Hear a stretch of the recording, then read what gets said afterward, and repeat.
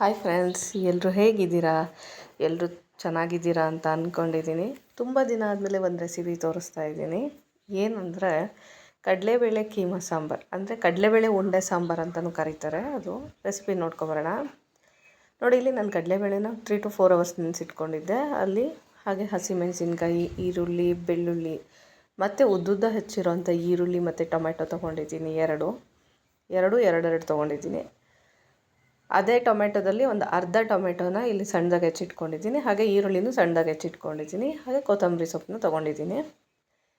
ಈಗ ಕಡಲೆಬೇಳೆನ ಉಂಡೆ ಕಟ್ಟೋದಕ್ಕೆ ರುಬ್ಕೊಂಡು ಬರೋಣ. ರುಬ್ಬೋದಕ್ಕೆ ಹೇಗೆ ರುಬ್ಬೋದು ಅಂತ ನೋಡೋಣ ಬನ್ನಿ. ನೋಡಿ, ಇಲ್ಲಿ ಕಡಲೆಬೇಳೆನ ಹಾಕ್ಕೊಂಡಿದ್ದೀನಿ. ಹಾಗೆ ಈರುಳ್ಳಿ ಹಾಕ್ತಾಯಿದ್ದೀನಿ.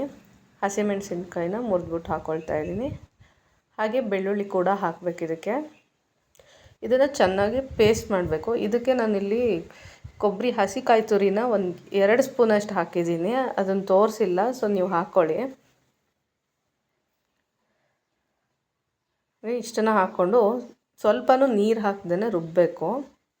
ನೋಡಿ, ನಾನಿಲ್ಲಿ ರುಬ್ಕೊಂಡು ಬಂದಿದ್ದೀನಿ. ನೈಸಾಗಿ ರುಬ್ಬಬೇಕು.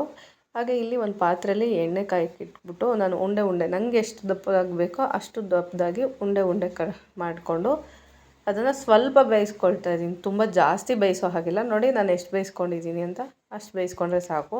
ಈಗ ಖಾರಕ್ಕೆ ನಾನಿಲ್ಲಿ ಸ್ವಲ್ಪ ಎಣ್ಣೆಗೆ ಟೊಮೆಟೊ ಮತ್ತು ಈರುಳ್ಳಿನ ಹಾಕ್ಕೊಂಡಿದ್ದೀನಿ. ಹಾಗೆ ಬೆಳ್ಳುಳ್ಳಿ, ಶುಂಠಿ ಹಾಕ್ಕೊಳ್ತಾ ಇದ್ದೀನಿ.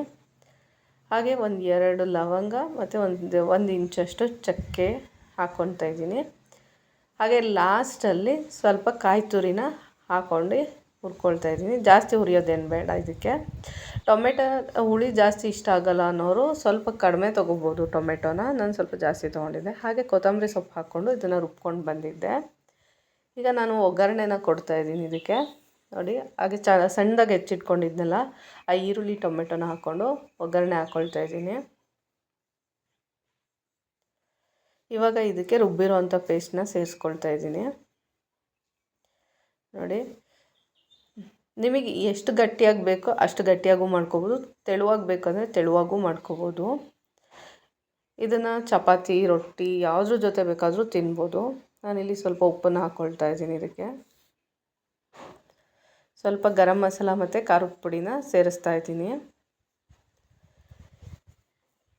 ಇದಕ್ಕೆ ಸ್ವಲ್ಪ ಕೊತ್ತಂಬರಿ ಪೌಡರ್ನು ಸೇರಿಸ್ಕೋಬೇಕು, ಇನ್ನೂ ಚೆನ್ನಾಗಿರತ್ತೆ. ಇವಾಗ ನಾನು ಬೇಯಿಸಿಟ್ಕೊಂಡಿರೋ ಅಂಥ ಉಂಡೆಗಳನ್ನ ಇದಕ್ಕೆ ಹಾಕ್ಕೊಳ್ತಾ ಇದ್ದೀನಿ. ಫಸ್ಟೇ ಏನಕ್ಕೆ ಬೇಯಿಸಿಟ್ಕೊಂಡೆ ಅಂದರೆ ಅದು ಉಂಡೆಗಳು ಒಡೆದೋಗ್ಬಾರ್ದು ಅಂತ ಬೇಯಿಸಿಟ್ಕೊಂಡಿದ್ದೆ. ನೋಡಿ, ನಾನಿಲ್ಲಿ ಸರ್ವ್ ಮಾಡಿದ್ದೀನಿ. ಎಷ್ಟು ಚೆನ್ನಾಗಿ ಸಾಂಬಾರು ಕೂಡ ಬಂದಿದೆ ಅಂತ.